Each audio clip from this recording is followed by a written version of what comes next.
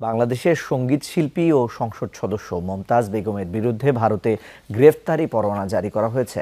বাংলাদেশের আলোচিত সঙ্গীত শিল্পী ও ক্ষমতাসীন দল থেকে নির্বাচিত সংসদ সদস্য মমতাজের বিরুদ্ধে গ্রেফতারি পরোয়ানা জারি কুরুচিপূর্ণ কোনো বক্তব্য দেশের কোনো মন্ত্রীর মুখ থেকে মানুষ শুনতে চায় না থাকতো, তাহলে মন্ত্রীর বিরুদ্ধে 64টি মামলা হওয়ার কথা, নারীরা মামলা। আসসালামু আলাইকুম সুপ্রিয় দর্শক বন্ধুরা, অবশেষে মহা বিপদে পড়ে গেল আওয়ামী লীগের বেশ কয়েকজন মন্ত্রীরা।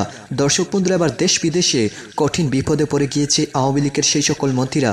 দর্শক বন্ধুরা, এবার ভারতের আদালত থেকে এমপি মমতাজের উপর গ্রেফতারি পরোয়ানা জারি করেছে এবং অন্যদিকে বাংলাদেশে তথ্যমন্ত্রী হাসান মাহমুদ তিনি বিএনপির নেতৃত্বকে নিয়ে কুরুচিপূর্ণ মন্তব্য করে এবার বিএনপির নেতারা কঠিন বার্তা দিয়েছে এবং তারা 64 জেলায় মানহানি মামলা করতে যাচ্ছে।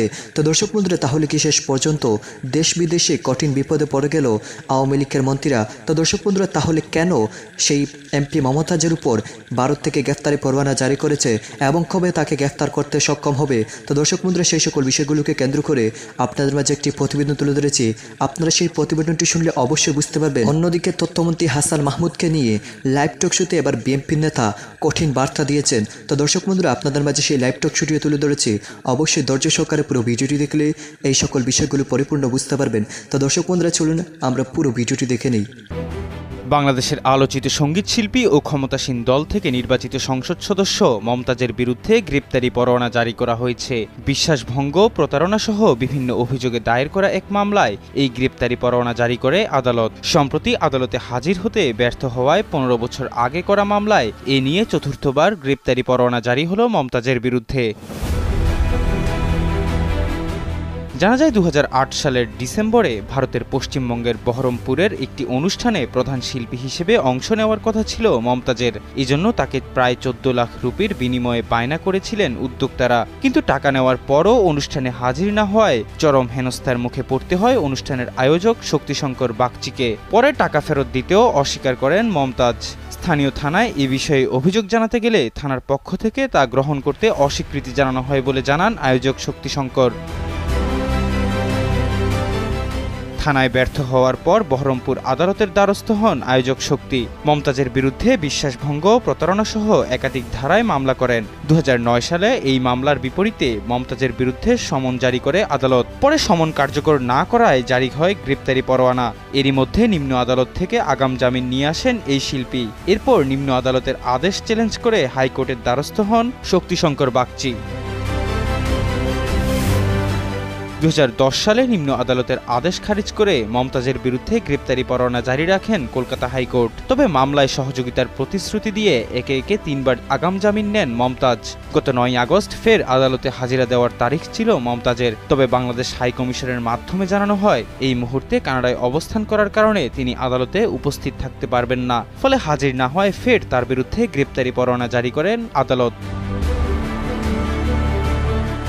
অভিযোগকারী শক্তিশঙ্কর বাগচি জানান, মমতাজের সঙ্গে 2008 সালের ফেব্রুয়ারি মাসে তার চুক্তি হয়েছিল।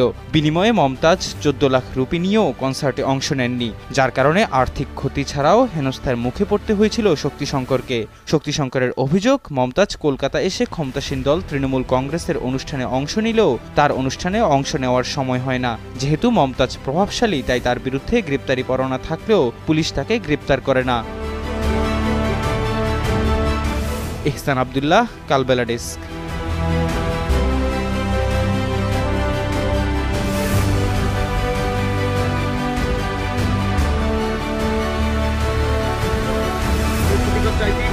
সাজুগুজু করে যাওয়া মানেটা কি? উনি যে কুরুচিপূর্ণ একটা ইঙ্গিত পূর্ণ কথা বলেছেন, এটি তো আমরা শুনতে আসলে অভ্যস্ত নয়। তারা এই দেন দরবার করার জন্যই তারা গিয়েছিল ভারতে, যে আগামী নির্বাচনে যেন তেন প্রকারে 2014 এবং 2018 সালের মধ্যে আরেকটি বিতর্কিত নির্বাচনের মধ্য দিয়ে তারা পার পেয়ে যাবে। সাগর, এটি সম্ভব হবে না। ক্ষমতায় আনবে না আমেরিকাও, বিএনপি ক্ষমতায় আনবে না। কারণ ভারত থেকে লোক প্লেনে চড়ে এসে বা সীমান্ত পার হয়ে এসে ভোট দিয়ে যেমন নৌকাকে জিতাবে না, ঠিক আমেরিকাও ঠিক হবে আমেরিকা থেকে প্লেনে চড়ে এসে বিএনপির পক্ষে ধানের শীষ মার্কায় ভোট দিয়ে কিন্তু ধানের শীষকে ক্ষমতায় আনবে না। কুরুচিপূর্ণ কোনো বক্তব্য দেশের কোনো মন্ত্রীর মুখ থেকে মানুষ শুনতে চায় না। আমি একজন শিক্ষক হিসেবে আমিও এটি শুনে খুব স্বাচ্ছন্দ্য বোধ করিনি। অতএব তার প্রশ্নের জবাব দেওয়াটা আমি একেবারেই অবান্তর মনে করি। মানুষ এটা ভালোভাবে নেয়নি, মানুষ এটা ভালোভাবে নেওয়ার কথা নয়। শুধু এইটুকু বলি, দেশে যদি এই মুহূর্তে আইনের শাসন থাকতো তাহলে মন্ত্রীর বিরুদ্ধে 64টি মামলা হওয়ার কথা, নারীরা মামলা করতে পারতো। যদি এই ধরনের একটি কুরুচিপূর্ণ কথা যদি বিএনপির কোনো নেতৃবৃন্দ বলতো, বিরোধী দলীয় কোনো নেতৃবৃন্দ বলতো, তাহলে এতক্ষণ দেখতেন দেশে মামলার হেরিক পড়ে যেত। সেটিও কিন্তু আমরা দেখিনি এই মুহূর্ত পর্যন্ত। আমি জানি না আমার মা বোনেরা, নারী নেত্রীরা এখনো চুপ কেন, যারা সামান্য কোনো কিছু ঘটলেই তিলকে তাল বানিয়ে। এটাকে আপনি মামলার মতো মন্তব্য কেন বলছেন?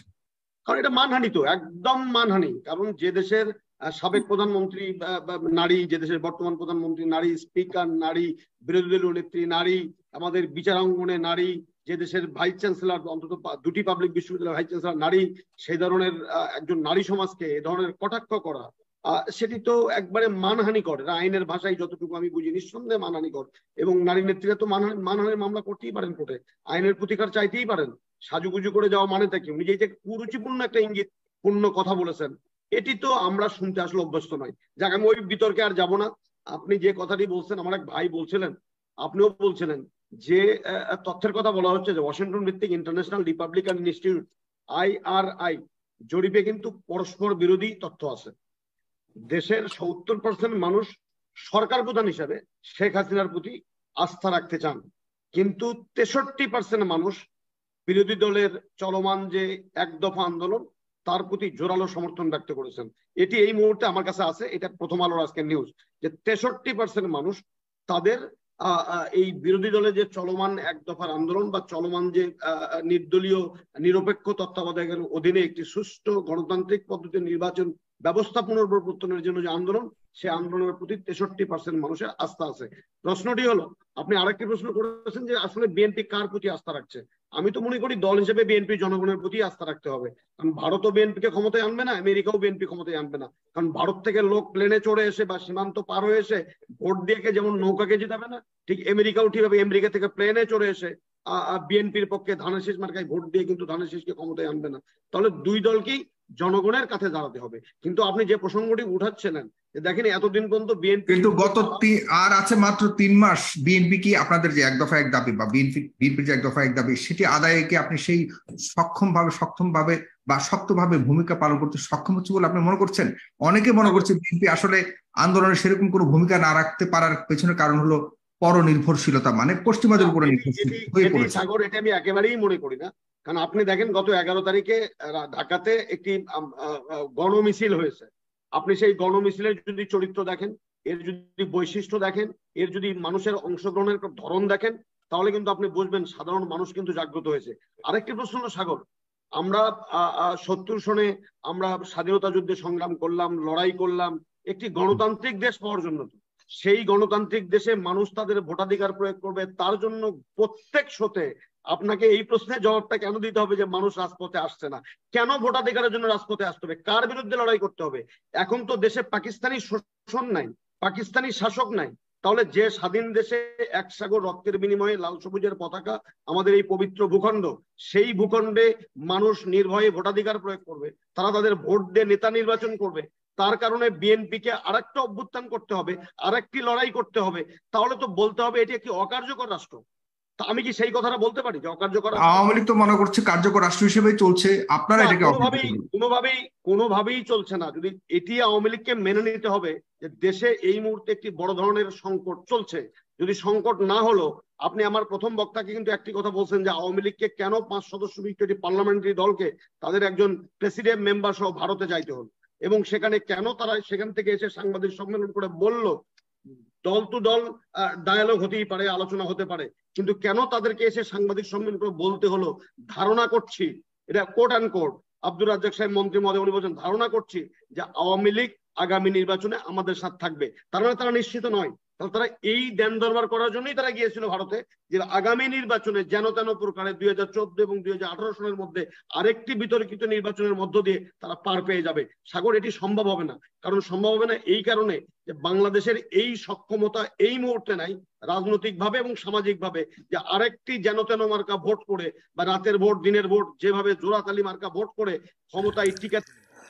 তো দর্শক বন্ধুরা, আপনারা হয়তো এই পুরো ভিডিওটি দেখে এবং এই সকল তথ্যগুলো জেনে অবশ্যই বুঝতে পেরেছেন অবশেষে আওয়ামী লীগের মন্ত্রীরা মহা বিপদে পড়ে গিয়েছে। একদিকে দেশের গণ্ডি পেরিয়ে এবার বিদেশেও মহা বিপদে পড়ে গিয়েছে আওয়ামী লীগের মন্ত্রী। দর্শক বন্ধুরা, এবং সেই সাথে বাংলাদেশের যেই পরিস্থিতি সৃষ্টি হয়েছে সেই পরিস্থিতিতে আমেরিকা চাপ দিচ্ছে, এবার ভারত থেকেও যে চাপ সৃষ্টি করা হয়েছে তাতেই বোঝা যাচ্ছে বিএনপির জন্য ভাগ্য পরিবর্তন হতে চলেছে।